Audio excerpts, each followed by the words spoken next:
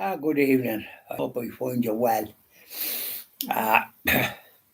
Another showy day. Now, here we go with our hymns. We start off with my favourite one. Back on the agenda again. Sweetheart of Jesus, fount of love and mercy, today we come, thy blessing to implore. Oh, touch our hearts, so cold and so ungrateful, and make us love thee more and more each day. Sweetheart of Jesus, we implore. Oh, make us love thee more and more. Sweetheart of Jesus, make us pure and gentle, and teach us how to do thy blessed will, to follow close the print of thy dear footsteps.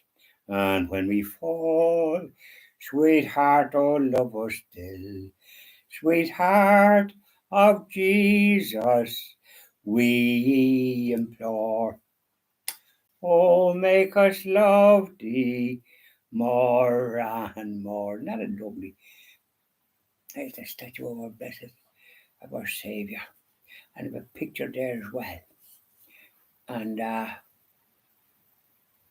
one over there, I'm going to do my prayer videos in the morning, my prayer time and the Acts of the Apostles. That's all I do in the morning. Now we'll do one for our Blessed Mother, short and sweet. As I kneel before you, as I bow my head in prayer, take this day, make it yours, and fill me with your love. Ave Maria, gratia plena, Dominus tecum, benedicta tu. All I have I give you, every dream and wish are yours. Mother of Christ, Mother of mine, present them to my Lord. Ave Maria, gratia plena, Dominus tecum, benedicta tu. As I kneel before you, and I see your smiling face, every thought, every word is lost in your embrace. Ave Maria, gratia plena, Dominus tecum, benedicta tu. Isn't that lovely? That's a lovely little hymn as well. Bit of Latin in it, which lifts the universal language of the Catholic faith, Latin.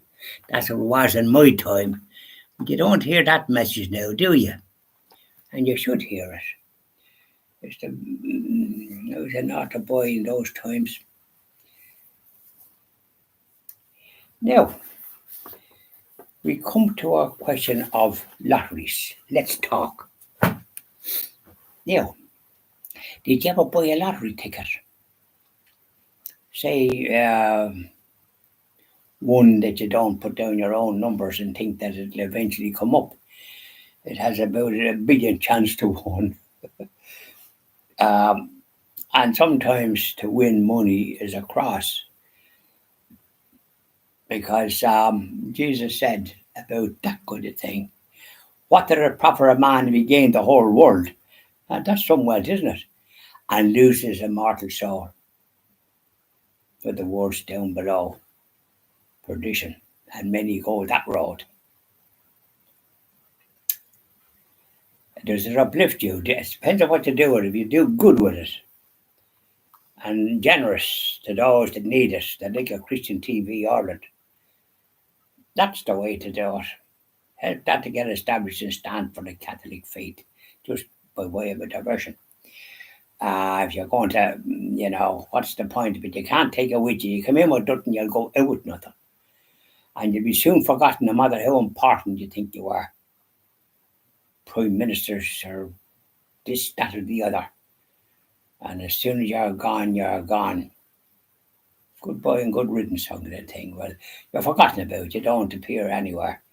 Except maybe when you meet your maker, the obituary, and you might have a state funeral if you thought you had an important job. But it's saving your mortal soul. But anyways, we're talking about lotteries. So it was a little story about a lad whose wife, I think might have been in the United States, whose wife said, "You're very irresponsible. Let him have it." And he wasn't too happy hearing that. And he didn't tell her that he was after winning 50,000 on the lottery.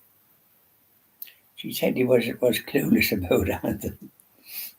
So, and he said he didn't tell her. And then um, he said, "I have good news." Would you believe that? He says, "I won the lottery." What? She said, "You won the lottery? How did you win the lottery?" Um, the Nigerian lottery. You don't win nothing there. They send you texts and this, that, and the other. If you give us your details, we'll send you on money. Could be 50,000, it could be a million, it could be whatever they think. And he parted with the information. He thought he was in the humour for 52. When he told her that, she had a canary. He nearly hit the roof.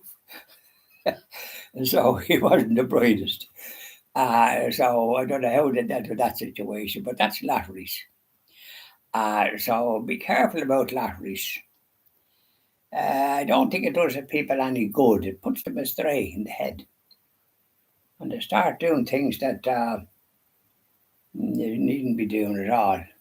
Put money to good use, and if it's money is, as long as you have enough money to put a roof over your head and pay your way and prudent and leave something for the rainy day, as they used to say.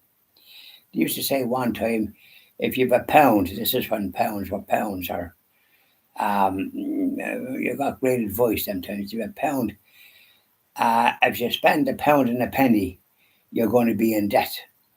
But if you spend 99 pence, you're still solvent.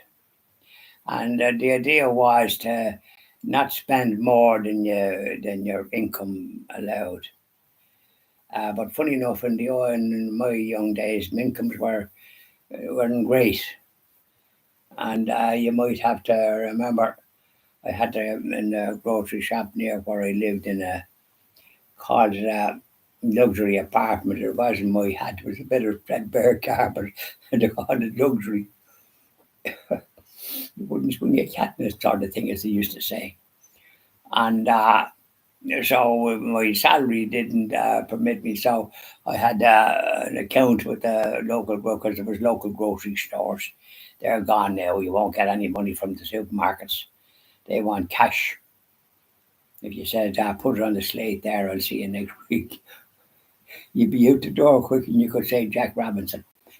Anyways, I used to get my stuff there, and then I paid on the Friday and treated myself to a packet of sausages and rashers.